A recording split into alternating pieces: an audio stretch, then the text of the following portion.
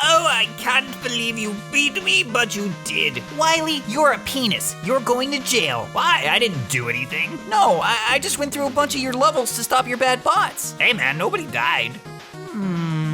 Hey Megaman, I just dug up all this dirt on Wily and Well, now somebody died. Wasn't me. Gun's on the ground, man. I can't shoot a gun on the ground. What do I look like, Gunman or something? Megaman, I just made a bunch of new robots. They sure are super easy to get hacked though. Like that ever happen?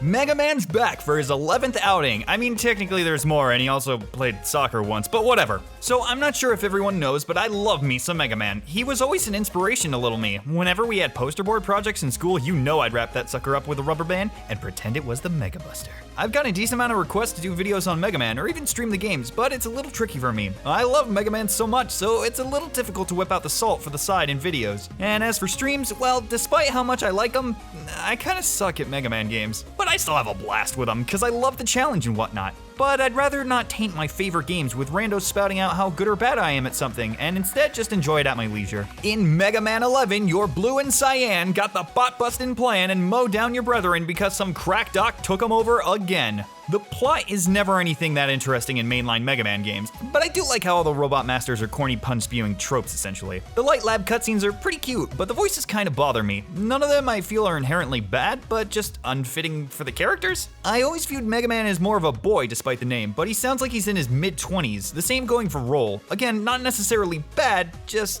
a little unfitting. But I mean, I fucking love the Terabad 8 voice for Light, so who am I to judge? You can always swap it over to Japanese if you want to weeb it up too. It all kind of reminded me of Powered Up, which was absolutely fantastic, but that made me sad because we'll never get a sequel, stage creator, or playable role ever again. It's kind of disappointing too that 11 doesn't have any other playable characters when you factor in that for half the cost in 10, you had multiple playable characters and more modes and levels, but I understand 11 has more production value, and I'm sure it'll snag some DLC down the road. The draw of Mega Man, however, was always the gameplay. I was a little worried with this title that its difficulty would be lacking, but it's still been knocking me back and forth pretty hard. At least if you go Superhero, which completely removes drops and avoids the shop, since obviously easier difficulties have more items, and you can just stock up on 1-ups, E-tanks, and gameplay altering stuff in the store. But I do like how accessible the game is. By no means do you have to use any of the new tools or easy outs the game gives you. Sure, a lot of areas are simple with the speed gear, but I don't believe it's ever necessary to use it in order to progress. If you want to go true blue, you can crank that sucker to Superhero and never touch the shop. But if you suck at the games, you can go easy mode.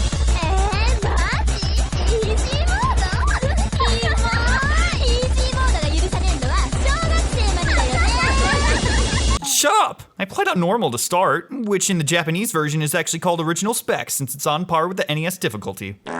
11 does have some goods and bads. I was kinda hesitant of the style at first. I always figured if Mega Man was gonna come back, he'd probably be sporting a look similar to that of Smash Bros. But I do think 11 can be a bit more charming just due to the bright, eye-catching colors. The music is very lacking though. Everything sounds so synthesized and blends together, which, I mean, it kinda fits robots and whatnot.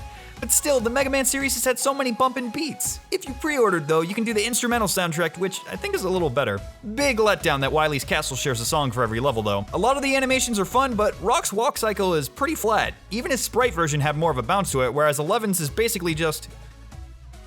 The stage design is absolutely fantastic. Most are built around the master's weaknesses, so it puts a little more emphasis on using them instead of just the buster. Not to mention the quick swap menu makes it easier to change alongside the shoulder button swaps, so you should have no issue bringing up powers that'll help you progress in a pinch. Most stages have a gimmick, and it does a nice job of introducing you to it at the start of a stage, and they aren't too off-putting or unnecessary. I thought Blastman stage was, well, a blast! But to counteract amazing stages, they have Bounce Man stage, and only 2 Wily Castle levels before the boss rush and then Showdown, which leaves the game feeling a little short, even for a Mega Man title. The masters themselves leave a little to be desired. Some of them look great, and others are totally not Fireman. Kinda sad we didn't get another female robot master. It seems like Tundra Man would have been perfect if you were following more stereotypical designs a la Splash Woman, and it could have been great if instead of just not Guts Man, they made it Impact Woman or something. Their weapons are some of the best in the series, and the ability to try them out right after you get them is something I've wanted since the original. It's great they aren't just another Leaf Shield or Metal Blade. There's more variety and even some movement altering abilities. And Rock swapping his look instead of just palette changes is just...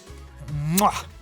It's beautiful. You get some fun unlockables after you beat the game too. Alongside that, there's a challenge mode plus achievements, so there's definitely a reason to go through multiple times. All in all, whether you're a fan of the series or looking to get into it, I'd say 11 is worth a go. I'd say it's pretty reasonably priced too, so no worries about a $60. Wait, you can't just jump through a door? You just fall? 0 out of 10, Mega Man is dead. Thanks a lot, Crapcom.